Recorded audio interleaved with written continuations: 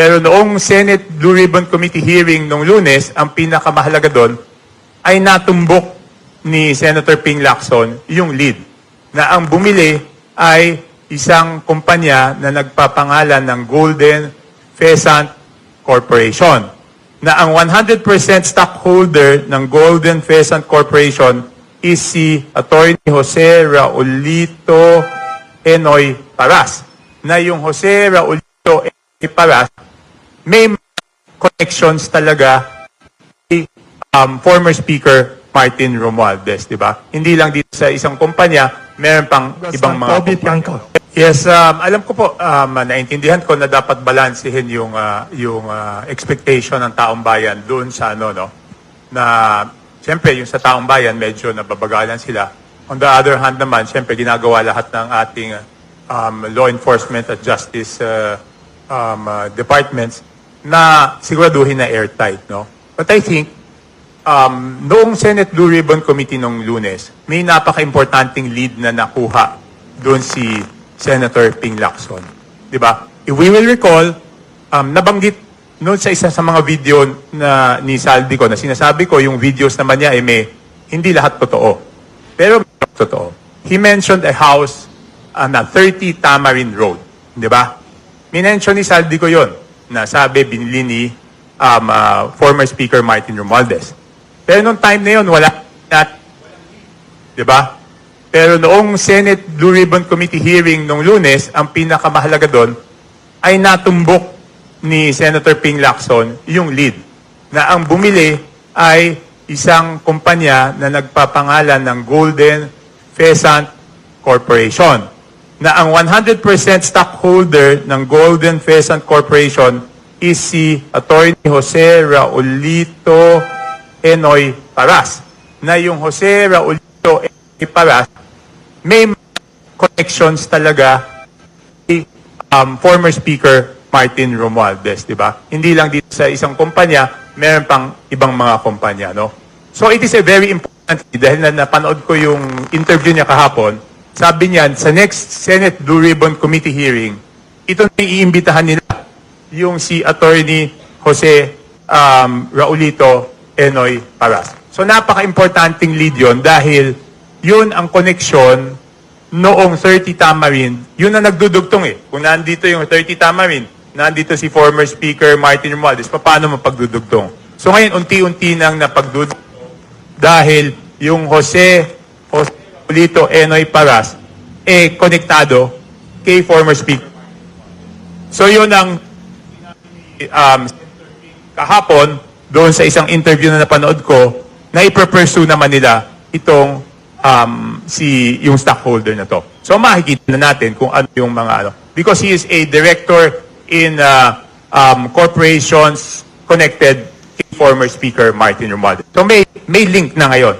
So yun ang lead ni Senator Ping na tutulong prosecution agencies. Thank you. May tanong for Secretary Vince. Secretary Vince, you are very workaholic. Parang wala kang tulog sa itsura ninyo. Ang tanong ng mga tao, two questions ho.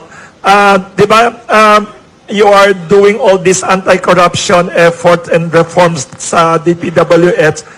Will it affect your projects this year? Kasi some businessmen are concerned now na because of this fear of corruption and all this horrible scandal, baka mag-underspend daw ang gobyerno or, is that a worry? Tapos number two daw ho,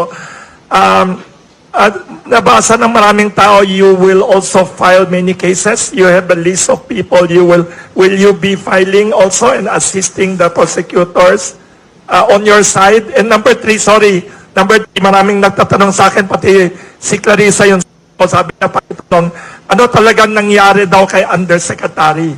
The one who fell sa Baguio, the one who died. Kasi there are many speculations about what really happened daw. Some people claim that claims pa everywhere sa social media. Some saying that she died, suicide daw, murder daw. Somebody said, nasa Europe, South America daw. What is the real? Baka you have more news than all of us here. Sorry for the questions. Marami. No, it's okay po. Your work. Hindi. Isa-isahin ko yung, una po, no? Pagsasamahin ko na yung pagpa-file ng kaso at saka po namin Larissa. kahit na dalawang magkahiwalay na bagay yon, yun eh. Kasi ding mag-business as usual at magtrabaho kung walang klarong mananagot dito sa napakagrabing pagnanakaw na nangyari. Isiniwalat mismo ng ating mahal si PBBM mo mismo. Kami ni Kong Toby, nandun kami noon sa Batasan, sa Sona, nung sinabi niya yung mahiya naman kayo. So, unang-una dun sa pananagot, tuloy-tuloy po ang aming trabaho kasama ang Office of the Ombudsman, kasama ng DOJ, kasama ng ICI. No, tuloy-tuloy po yan. Hindi po yan humihinto since nung ako po mismo ay umupo sa DPWH nung September last year. No? In fact, yung mga kaso ngayon, yan po pagtutulungan ng DPWH, ng DOJ, ng NBI, ng ICI, at ng Office of the Ombudsman. Nung Martes lang po ng umaga, ako po'y nagtistigo dun sa unang kasong final laban kay former Congressman Zaldico. No, yung project sa Oriental Mindoro, no, na grabing substandard, no, yung sheet pile na binaon nila, imbes na 12 meters na nasa plano, 3 meters lang. At dahil nga doon, kitang-kita, isang ulan lang, nasira kagad yung tinayo ng SunWest doon sa Mindoro. So, ako po yung nagtistigo sa Sandigan Bayan na. So, sabi nga po ni PG, na kailangan magtiwala tayo sa proseso.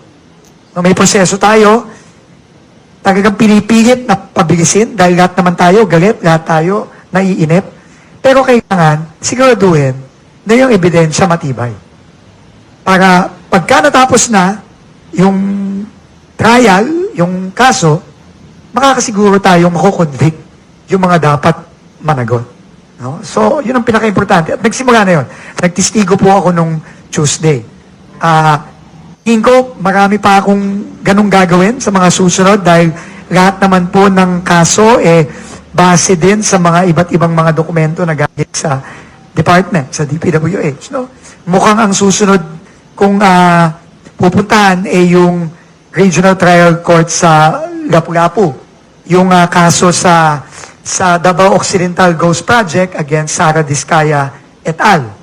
No? So, dahil po ang DPWH po mismo ang complainant doon. So, tuloy-tuloy po yan. Wala pong tigil yan. No? At ang aming coordination sa DOJ, sa Ombudsman, tuloy-tuloy. So, hindi po tayo pwedeng uminto dyan kasi ang kabigin-bigin po, wherever the evidence, kahit na sino pa yan, kahit kaalyado niya, kahit kaibigan niya, kahit kamag-anak niya, no, kailangan yan tuloy-tuloy ang pananagot. Kailangan ngang base sa ebidensya. Kasama dyan, yung totoong yung regular na trabaho ng DPWH, which is yung pagsasayos ng infrastructure. Ngayong umaga, nanggaling lang ako sa Araneta Avenue, in-inspect natin yung malapit ng matapos na drainage rehabilitation. Kasi alam niyo naman sa Araneta Avenue, Sir Wilson, Sir Ben, grabe ang baha dyan. Lampas tao baha dyan. Parati yan noon pa. No? So, minor than double natin yung capacity ng mga drainage, pinalaki natin, and i-extend natin yung drainage all the way to the San Juan River sa may A. Rodriguez. So, lahat yan ang commitment natin matatapos. Sinimulan yan nung September of last year, and matatapos na yan yung sa Araneta by mid-February. And yung connection hanggang E. Rodriguez papuntang San Juan River, matatapos na rin before the rainy season ng Mayo. Kasi yan ang kabigin-biginan ng Pangulo. Let's take advantage nitong pagtuyo para lahat ng pwede nating maayos, lalo na yung mga flood mitigation natin, kahit na wala tayong budget for new flood control this year, lahat ng ongoing at lahat ng declogging ng mga drainage, lahat ng dredging ng mga waterways, lahat ng paglilinis ng mga basura sa mga estero, kailangan tuloy-tuloy yan. lalo na ngayon bago magtag-ulan.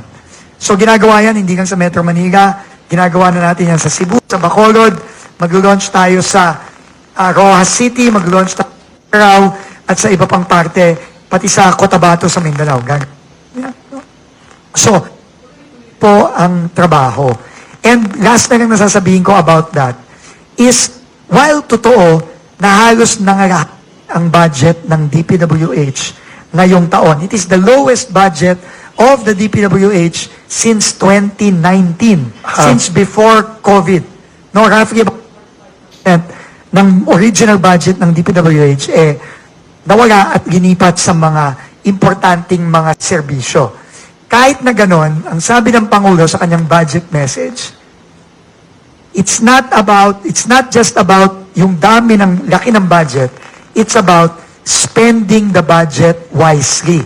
Ang ibig sabihin ng Pangulo doon, to paraphrase him, basta hindi na nakawin ng pera at talagang gagamitin sa project para sa tao, kahit na mababa pa yung budget, okay lang yon. And yon ang gagawin natin this year and moving forward. Yun lang po, Sir Wilson. Thank you. Ay, yun, kahit na short, yun namatay na Sorry. Q6, sorry Alam mo, Maraming nagtatanong eh. alam ko, this day and age, madaming conspiracy Yes, theories. And madami. Fight. Well, we have to trust our law enforcement agencies. The CIDG, the NBI have already made conclusive statements based on their reports and based on the evidence that they have gathered that the unfortunate incident in Baguio involving the late former Undersecretary Cathy Cabral, for all indications, was a suicide. So, ano lang, no? Nakakatawa lang, pero Kilala niyo. magtiwala po tayo sa ating mga law enforcement agencies, no? But in fact, pati si Mayor Benji Magalong, o alam niyo naman, dating chief ng CIDG yan, yun din ang kanyang naging conclusion. Siya yung isa sa mga unang nandun sa scene dahil jurisdiction niya yan, no, sa area niya yan. At lahat sila unanimous sa kanilang report. So, dapat magtiwala tayo sa ating law enforcement and investigation agencies. Secretary Vince. May tanong naman dito kay Mr. Ben Tulfo, since you are anti-corruption crusader.